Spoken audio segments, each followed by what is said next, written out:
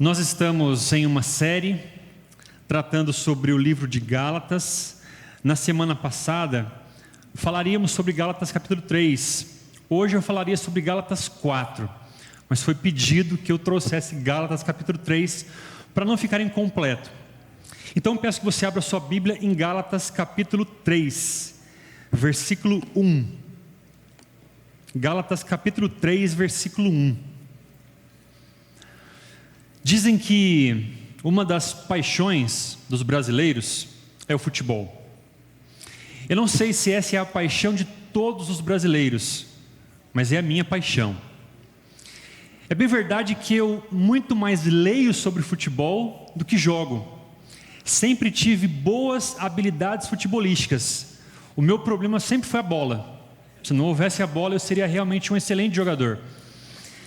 Mas então, passei a ler muito sobre futebol. Futebol brasileiro, futebol europeu. Gosto de ler a respeito disso. E se você talvez goste também e tiver lido durante os últimos dias notícias a respeito do futebol, você vai ter notado que as últimas notícias estão em torno de quem será o novo técnico da seleção brasileira. Isso ocorreu porque na sexta-feira passada, Dorival Júnior deixou o cargo, foi despedido para dar lugar a um outro técnico. Eu sou daqueles que defendem que nós devemos ter um técnico europeu, um técnico estrangeiro, mas há uma boa parte que discorda de mim e está tudo bem. Dorival Júnior foi despedido principalmente porque ele perdeu o jogo para a Argentina, 4-1. Nós não vimos aquela seleção canarinho que nos trouxe tantas alegrias. 4-1, dia 25 de março, um dia para ficar marcado em nossa memória. Mesmo porque faziam 60 anos que o Brasil não perdia por aquele resultado. Eu me lembro, quando eu era bem pequeno, o meu pai já me ensinava a não gostar dos argentinos. O primeiro jogo que eu assisti, eu perguntei, mas por que não gostar dos argentinos? Ele disse, porque os argentinos são os nossos rivais, sempre foram. Mas isso começou no século XIX. Havia uma rivalidade política entre Brasil e Argentina. Eles disputavam a hegemonia política da América do Sul. Começaram essa disputa em torno de uma região, que hoje é a região do Uruguai. E em torno dessa disputa, essa disputa política ultrapassou o campo político e chegou aos campos de futebol. Hoje, nós que vivemos hoje no século XXI, talvez nem reconheçamos essa rivalidade que começou lá atrás. Mas hoje, quando o Brasil e a Argentina se enfrentam, naturalmente nós somos muito aguerridos em torcer para a nossa seleção. Mas eu te pergunto, e se porventura Jesus fosse argentino? Se Jesus fosse argentino, a Argentina seria a terra prometida. Os argentinos seriam o povo escolhido de Deus. E os discípulos seriam argentinos. Há quem discorde, né? Há quem discorde. Imagine então se Jesus fosse argentino. E Jesus agora, na comissão de Atos capítulo 1, verso 8, diz: irmãos, vão por toda a Argentina, vão pela América do Sul, vão pela América Latina, e vão até os confins da terra.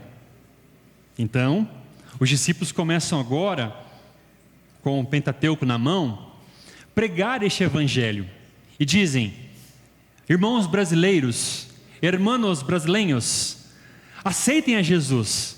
Que legal, vamos sim aceitar a Jesus. Mas tem um detalhe: para vocês aceitarem a Jesus, ou para que vocês sejam aceitos por Jesus, vocês precisam seguir os costumes argentinos, vestir-se como argentinos, falar como argentinos e o pior, torcer para a seleção argentina. O que você, como brasileiro, acharia deste evangelho? Aceitaria? Sim ou não? Depende. Foi exatamente isto que estava ocorrendo na igreja da Galácia. Uns irmãos judeus infiltraram-se entre os gentios, os irmãos da igreja da Galácia, e disseram para eles: Se vocês querem pertencer ao povo de Deus, se vocês querem serem filhos de Abraão, vocês precisam seguir os costumes judaicos, as tradições judaicas, os ritos judaicos, como por exemplo a circuncisão. Os gálatas, que haviam sido escravizados pelo paganismo, aceitaram entrar nessa outra forma de escravidão e disseram: ok, tudo bem, nós podemos então seguir os costumes, os ritos, as tradições judaicas. Eles aceitaram. Quem não aceitou foi Paulo. E Paulo viu isso como uma distorção do evangelho da graça que ele pregou. Tanto é que o capítulo 3, versículo 1, ele é um pouco mais enfático, e ele diz: ó Gálatas insensatos, quem vos enfeitiçou? Jesus Cristo não lhes foi explicado tão claramente como se tivessem visto com os próprios olhos a morte dele na cruz?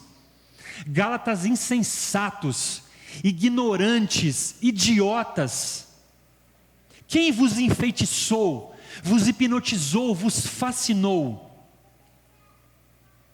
O fascínio humano pelas leis, pela regra, pela ordem, não é de hoje, mas é muito peculiar, é muito próprio da nossa própria natureza. Veja o que disse um teólogo chamado Michael Horton: as nossas almas são programadas para a lei. Nós somos fascinados com a ideia de que podemos ganhar o nosso caminho para o céu e que podemos ser bons o suficientes para sermos aceitos por Deus. Naturalmente, somos avessos à ideia de que alguém vai fazer tudo por nós para nos achegarmos e estarmos diante de Deus.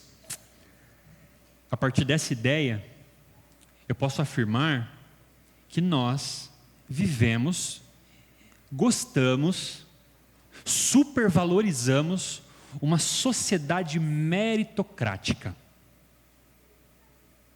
Nessa sociedade, construímos o nosso valor pessoal em torno das nossas performances. Nessa sociedade, nos escravizamos em torno do nosso próprio desempenho. Verso 2. Deixe-me perguntar apenas uma coisa. Vocês receberam o Espírito porque obedeceram à lei ou porque creram na mensagem que ouviram? Será que perderam o juízo? Tendo começado no Espírito, por que agora procuram tornar-se perfeitos por seus próprios esforços? Será que foi à toa que passaram por tantos sofrimentos? É claro que não foi à toa. Volto a perguntar: acaso aquele que lhes deu o Espírito e realizou milagres entre vocês, agiu assim porque vocês obedeceram à lei ou porque creram na mensagem que ouviram? Esse feitiço, esse fascínio do ser humano pela regra, pela lei, a teologia chamou de legalismo. Essa mensagem de hoje é liberdade e legalismo. É importante abrir um parêntese aqui. Ao falarmos sobre legalismo, é muito comum que algumas pessoas confundam legalismo com santidade. Quando, por exemplo, um pregador vem tratar ou vem criticar o legalismo, algumas pessoas acham que está se criticando a santidade, porque se confunde legalismo e santidade, mas são coisas diferentes. Vou falar o que é legalismo, mas o que é santidade? A Bíblia detalha e define que o nosso propósito é sermos santos. Efésios capítulo 1, Paulo descreve o propósito do ser humano é ser santo. Pedro vai dizer: sede santos como eu sou santo. Há um pedido de Deus: sejam santos como eu sou santo. A pergunta é: o que é santidade? Antes de dizer, preciso mencionar, há um paradoxo em torno disso. Que paradoxo? Muitas vezes nós esvaziamos o conceito de santidade, preenchendo este conceito com critérios de estilo de vida. Eu vou repetir. A gente esvazia o conceito de santidade, a gente minimiza, a gente destrói o conceito de santidade quando a gente preenche este conceito com critérios de vestimenta, de alimentação, de estilo de vida.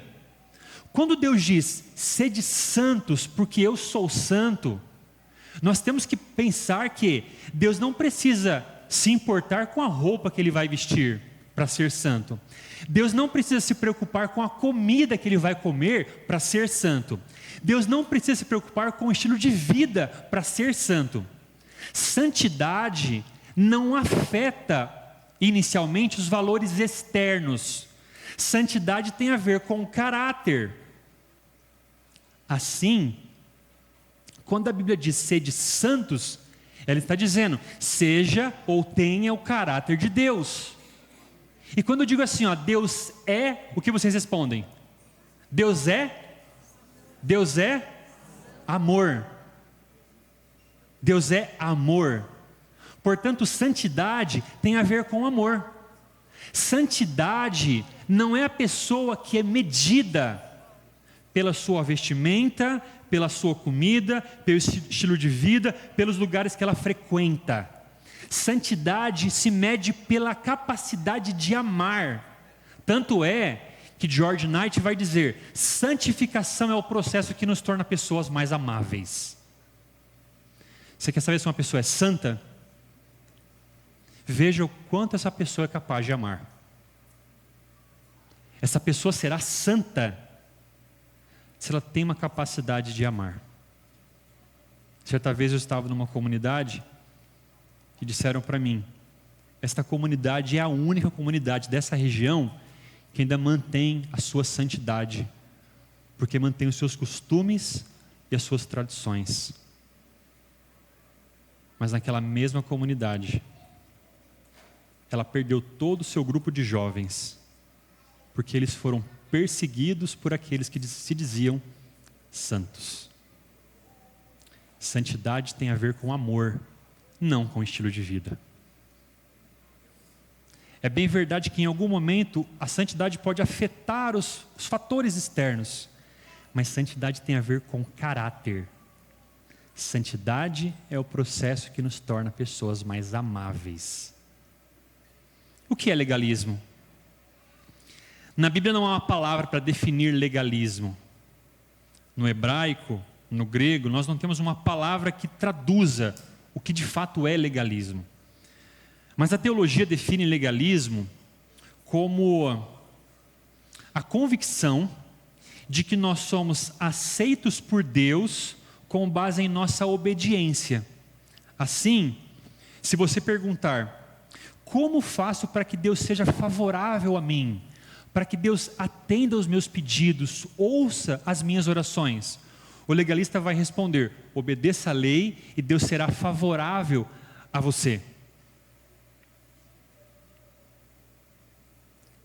Deus disse para Eva quais palavras? Não coma do fruto proibido. E a serpente então se aproxima de Eva e começa a conversar com ela. E o que Eva responde? Não podemos tocar, nem podemos comer. Ela acrescentou uma palavra. Legalismo é cristianismo por adição. Você acrescenta outras regras, você acrescenta tradições, conceitos, regras e ideias para impedir você de desobedecer ao mandamento. Outro exemplo, os judeus criaram 39 regras para uma regra, a regra do sábado. Eles não queriam desobedecer o sábado, transgredir o sábado. Então, para evitar de transgredir o sábado, eu vou criar outras tantas regras que me impeçam de transgredir o sábado. Como adventistas, nós temos uma tendência mais para o legalismo ou para o liberalismo? Nós temos uma tendência mais para o legalismo ou o liberalismo? Mas o legalismo mata. E o legalismo machuca. E eu estive nos dois lados. Muito legalistinha. Mas eu estive também no lado que foi machucado por legalistas. O legalismo destrói. a unidade da igreja. O legalismo destrói a diversão em ser adventista. O legalismo destrói o amor entre as pessoas. A pergunta é: como vencer o legalismo? Paulo é muito enfático no capítulo 3. Talvez seja o capítulo mais duro. E Paulo vai fazer 3 perguntas, melhor 6, mas especialmente 3, que se unem às outras. Verso 2, primeira pergunta: como vencer o legalismo? Deixe-me perguntar apenas uma coisa: vocês receberam o Espírito porque obedeceram à lei ou porque creram na mensagem que ouviram? A primeira ideia é essa: troque a experiência com o legalismo no presente para a experiência de fé no passado. Troque a sua experiência legalista ou com algum legalista no presente pela experiência de fé no passado. Que experiência é essa? O texto pergunta: vocês receberam o Espírito pelas obras da lei ou pela mensagem que ouviram? Essa expressão receber o Espírito é uma expressão que remete ao batismo. Quando a gente faz o batismo aqui, a gente menciona para que você receba o Espírito Santo como uma garantia da vida eterna. Quando nos batizamos, recebemos o Espírito. A gente se batiza, a gente se compromete a viver uma vida com Jesus, a viver uma vida por Jesus. Deus é tão legal com a gente, Ele sabe que a gente não vai dar conta, mas Ele dá o seu Santo Espírito para nos ajudar a viver esta vida. Então a gente recebe o Espírito. Ele está dizendo: lembrem da experiência passada de vocês. Paulo começa o capítulo 1 e o capítulo 2 contando de sua conversão. Quando eu me converti, eu caí do cavalo. Deus apareceu para mim, me perguntou: por que você me persegue? Eu deixei de persegui-lo. Fui para a Arábia, passei ali 3 anos, depois fui para Jerusalém. Voltei a Jerusalém 14 anos depois. Paulo conta a sua experiência de conversão. No capítulo 3, ele vira a mesa e pergunta: Gálatas, e vocês? Como foi a sua experiência de conversão? Eu me lembro que quando eu me converti, quando eu me batizei, eu tinha 12 anos. E assim como eu faço, assim como vocês fazem, os meus pais também faziam. Eles procuravam de mim, exigiam de mim uma vida perfeita. A gente foi criado numa tradição religiosa bastante opressiva, vamos assim dizer. Fui colocado numa creche de irmãs, e essas irmãs eram bastante rudes, castigavam muitas vezes. Estudei num colégio depois, da mesma religião, e esse colégio também era um colégio bastante duro nos seus costumes. E meus pais exigiam de mim uma vida perfeita, um bom aluno, um bom filho, boas notas. Nós fazemos isso. Então a vida inteira, até os 12 anos, eu acreditei que tudo o que eu deveria conseguir era por mérito. Eu tinha que tirar boas notas, ser um bom filho, arrumar a casa, arrumar a minha cama, tudo por mérito. Se eu quisesse alguma coisa, seria por mérito. Mas aí quando eu chego no batismo, eu não fiz nada para conseguir aquilo. E naquele dia, as pessoas me abraçaram, as pessoas me elogiaram, me parabenizaram. Naquele momento, eu estava vivendo um momento na minha vida em que eu não fiz nada para merecer aquilo. Pelo contrário, na minha última semana, antes do batismo, eu assisti o meu último filme de terror, só que não. E disse assim: Deus, hoje, a partir de hoje, eu não assisto mais filmes de terror. Depois do meu batismo, eu vou assistir hoje, a última vez, depois do batismo não assisto mais. Mentira! Várias e várias vezes assisti filme de terror depois do batismo. Hoje não assisto mais, tá bom? Hoje eu tenho medo. Mas naquele tempo eu assistia. Não parei de fazer as coisas erradas que eu fazia. Então eu cheguei naquele batismo, cheguei naquele lugar sem merecer aquilo, fazendo muita coisa errada. Mas as pessoas estavam me parabenizando por eu ter me batizado. Eu fui fazer teologia, passei no vestibular, mérito. Fui chamado para o ministério, mérito. Fui ordenado, mérito. E eu que não tenho mérito para ver para onde eu vou parar. É mérito, é sempre mérito, uma sociedade meritocrática. E de repente, eu me lembro que houve um momento na minha vida que eu fui recebido pela graça, o meu batismo. O André falou agora há pouco sobre o sábado. Que coisa especial é esse momento, a gente chegar à igreja no sábado, Porque a semana inteira a gente está lá ganhando a vida, conquistando espaço, desempenhando, performando, mostrando o nosso valor. De repente chegamos na igreja no sábado. Chegamos à igreja no sábado. Descanso, tranquilidade. É lugar em que a gente relembra da graça de Deus, do descanso de Deus. E Paulo está dizendo, para você vencer o legalismo ou os legalistas, recorde a experiência que te trouxe aqui. A primeira tática para vencer o legalismo é essa, lembrança. Troque a experiência com o legalismo no presente para a experiência de fé no passado. Segunda e penúltima, verso 3. Será que perderam o juízo? Tendo começado no Espírito, por que agora procuram tornar-se perfeitos por seus próprios esforços? Queridos, o legalismo tem várias faces. A face que mais se adequa ao cristianismo é a face de dar manutenção para a salvação. Há legalistas que buscam a salvação, buscam a justificação pela sua obediência à lei. Há legalistas que impõem a sua opinião sobre outras pessoas. Mas há legalistas, e a gente se inclui nisso, que procuram dar manutenção para a sua salvação, ou seja, a salvação é pela graça, mas para eu me manter nessa graça, eu preciso obedecer aos mandamentos, desempenhar, performar, buscar a aceitação de Deus por meio da obediência. Assim, eu me alegro quando eu paro de comer queijo, eu me alegro quando eu paro de comer doce, quando eu paro de comer carne, quando eu passo a me vestir melhor, eu me alegro com as minhas conquistas espirituais, porque eu olho para a vida cristã como uma escada.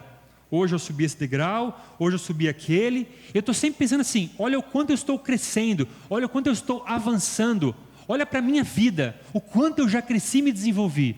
A gente olha para a salvação dessa maneira, mas está equivocado, porque Paulo vai apresentar um outro caminho.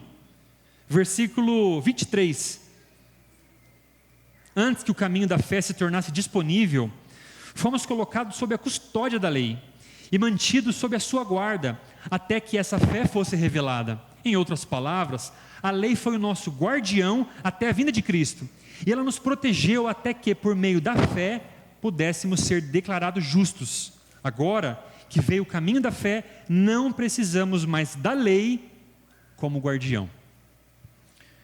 Paulo está dizendo aqui as seguintes palavras: o povo de Israel foi subordinado à lei até a vinda de Cristo.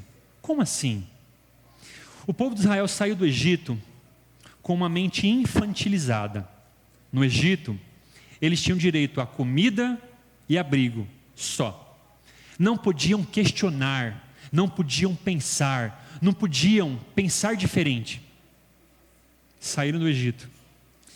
E Deus agora pega aquele povo embrutecido e precisa usar uma abordagem com eles que eles vão entender. E Deus traz a sua lei com raios, com trovões, com clangor de trombetas, para avultar, para que eles entendessem o quão pecadores eles eram. Deus traz a lei de forma negativa. Mas vejam, essa lei que nós conhecemos em tábuas de pedra, ela não foi exatamente assim durante toda a eternidade. Os anjos, por exemplo, não precisam saber que não podem adulterar. Nem imagino como é que sejam os anjos adulterando. Os anjos não precisam saber como é roubar. Então essa lei, ela foi adaptada, ela foi desenhada para que o povo de Israel entendesse o que Deus queria deles. Por trás desta lei, nós tínhamos princípios de pureza, de honestidade, princípios dos mais diversos. Então Deus pega esses princípios e desenha de uma forma que aquelas crianças pudessem entender. E fala de uma forma negativa, porque criança entende o não entende a explicação. Não. Esse Deus apresenta-se de uma forma rude, de uma forma firme, mas de repente tudo muda. Aparece Jesus. E Jesus tem uma forma cortês, gentil. Jesus conversa mais. Jesus não dá tanta bronca como no passado, mas é o mesmo Jesus. está usando outro tipo de abordagem. A criança que cresce, ela vai crescendo com bronca. Mas em dado momento, a criança cresce e você para de dar bronca, você conversa mais, você dialoga mais. E a criança entende. Nesse processo, o povo de Israel foi ganhando compreensão da vida, foi passando pelo exílio, conquista da terra, por diversas coisas, até que chega um momento em que Jesus se apresenta. E como é que Jesus faz? Jesus faz a mesma coisa, ele sobe num monte e ele dá a lei. Mas essa lei é um pouco diferente, porque essa lei foi agora colocada nas tábuas do coração.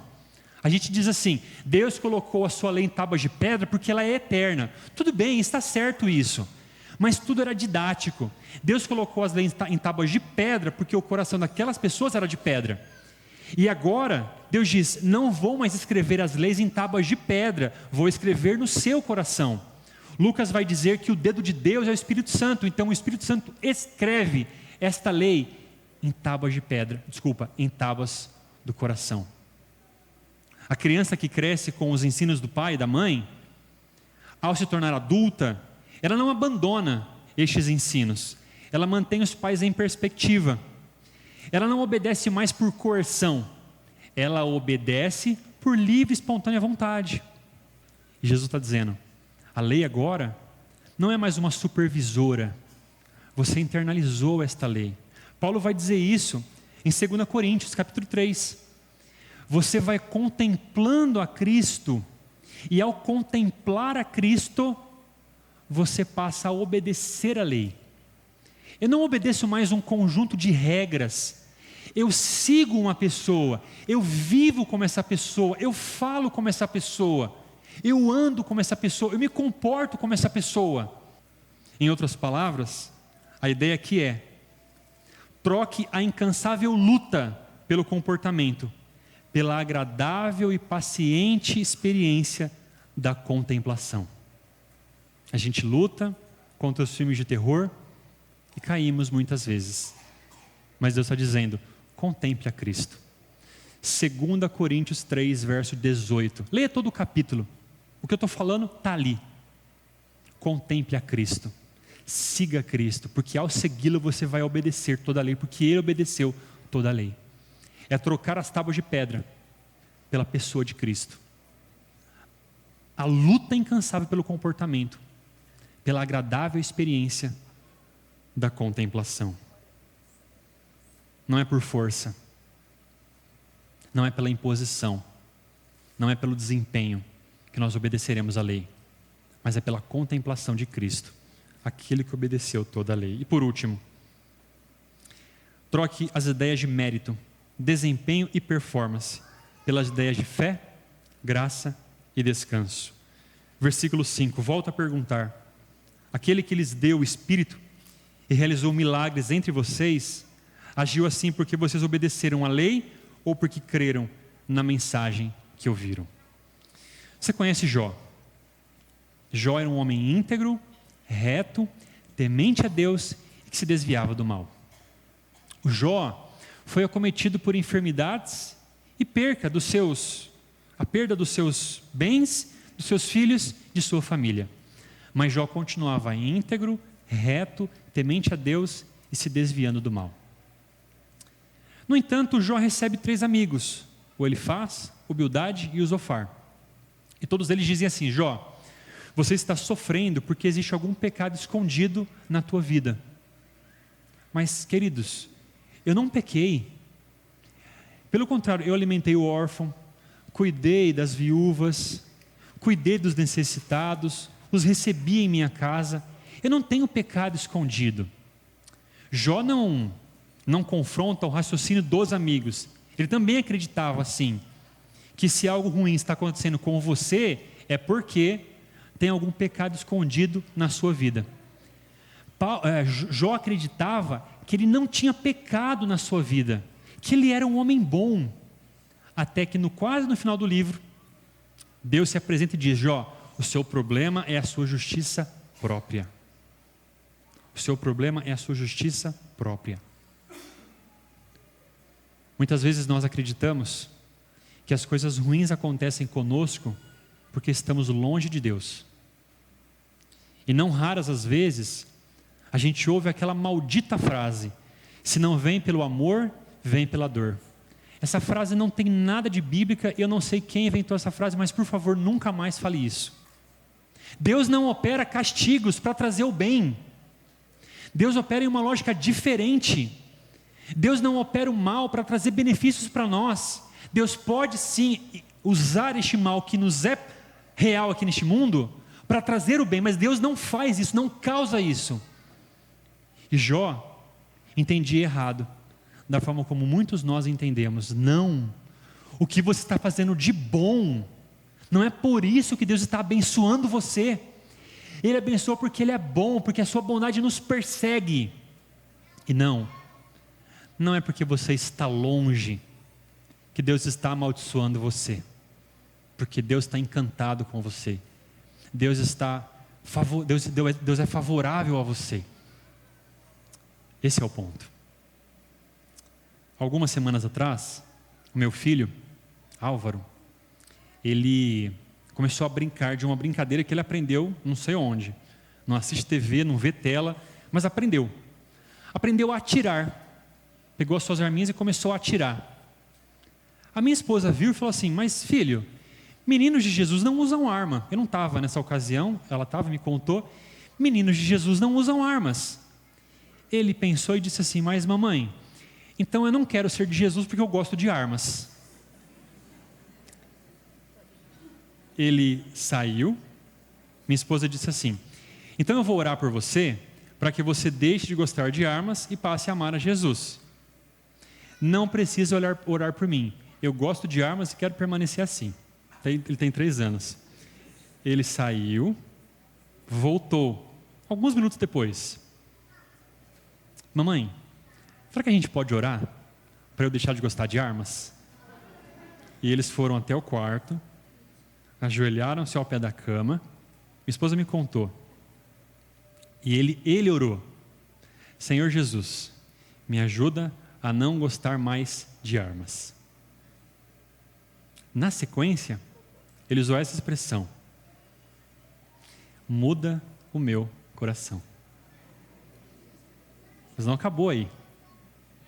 Porque na sequência, ou melhor, alguns dias depois, semana passada, ele pegou um papel filme, sabe aquele de embalar comida? Colocou na cintura. E ele tirava o papel filme e atirava. Atirava, parecia uma bazuca. E atirava em quem? No pai. Ele entendeu que ele é o Davi, eu sou o Golias. A gente brinca assim. Ele atirava. Eu falei: mas filho, meninos de Jesus não usam armas. Ele disse assim: papai, essa é uma arma de policial.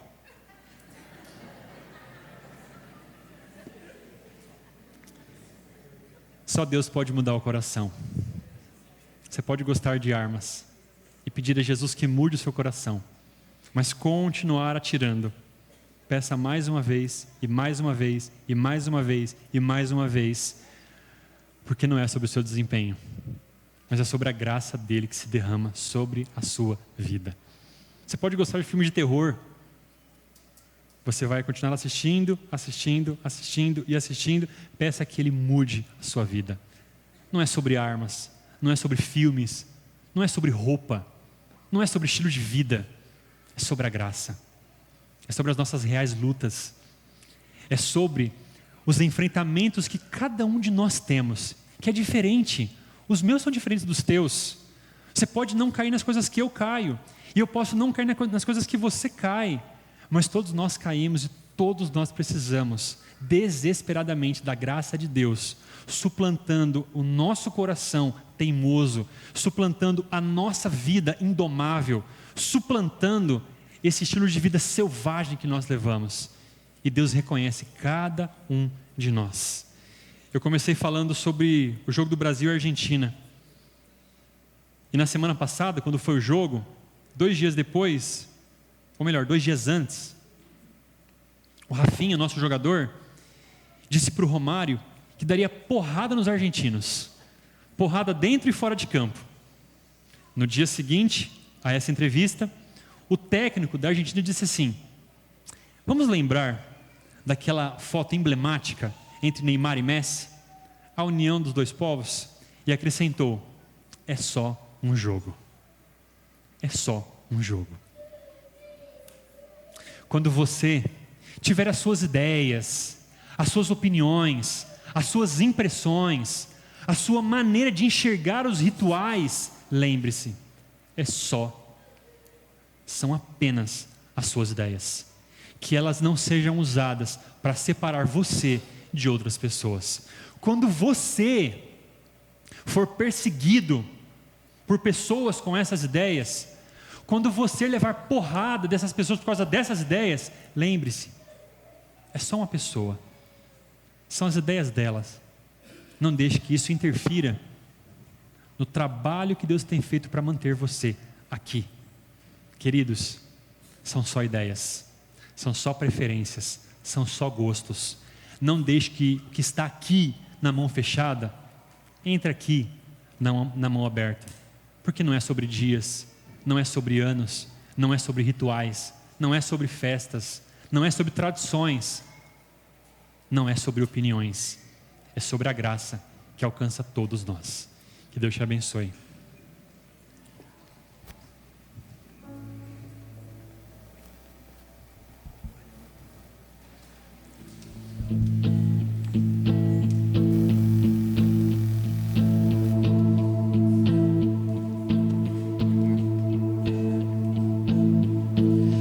No deserto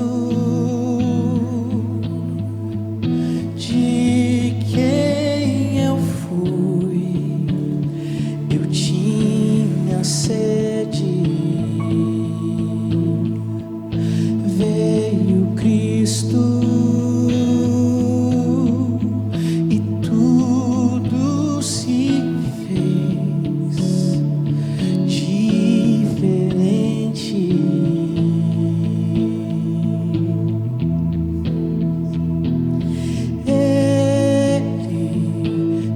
Meus pecados ocultos, o que escondo no fundo do meu coração.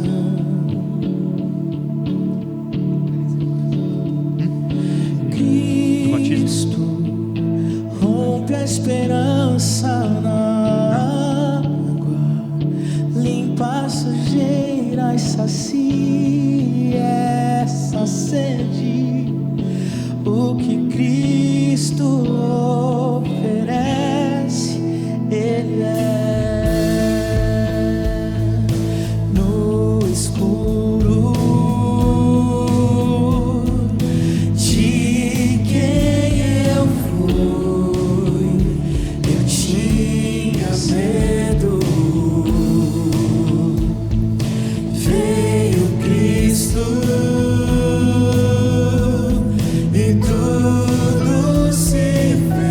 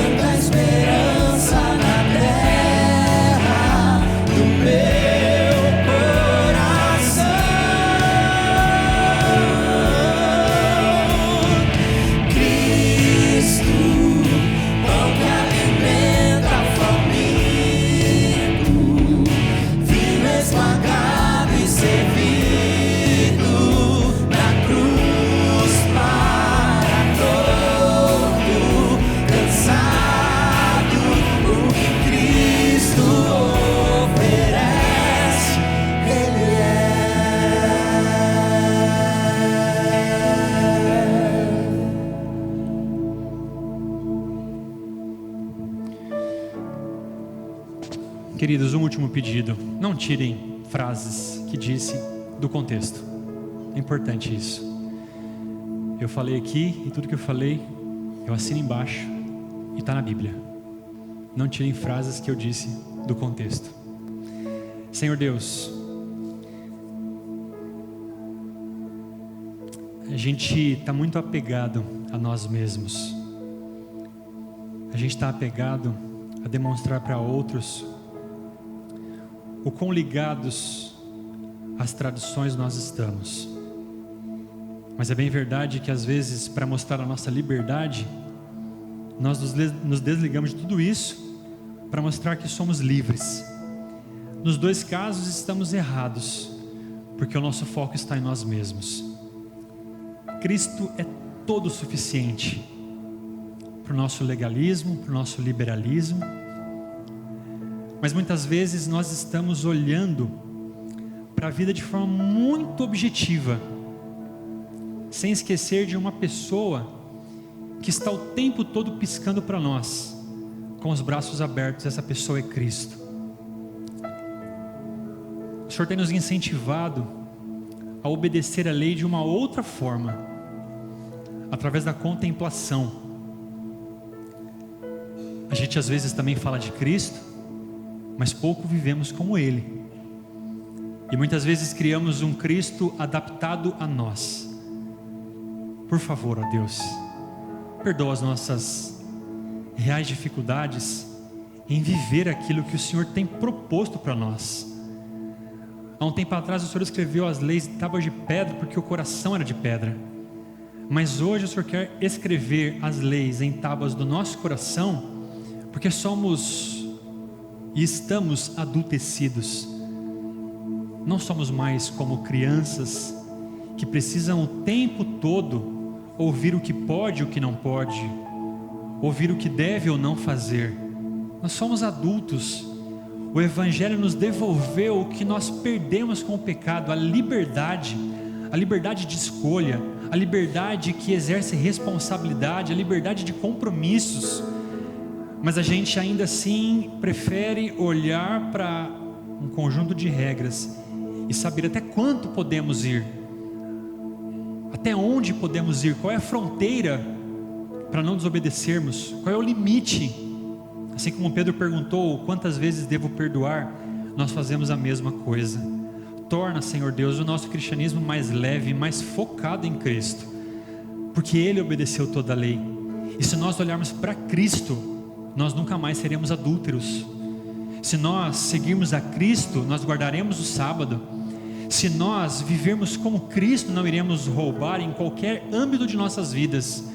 Nós iremos seguir toda a lei, mas não uma lei que nós olhamos até o limite onde podemos desobedecer, mas olharemos para uma pessoa que foi muito além de qualquer limite. Olharemos para uma pessoa que internalizou isso em seu coração e que foi uma lei ambulante enquanto viveu. Que sejamos também essa lei ambulante, e que tudo que nós fizermos seja para a tua honra e para a tua glória, e para que o mundo veja o Senhor através de nós e possa te honrar e te glorificar em nome de Jesus. Amém.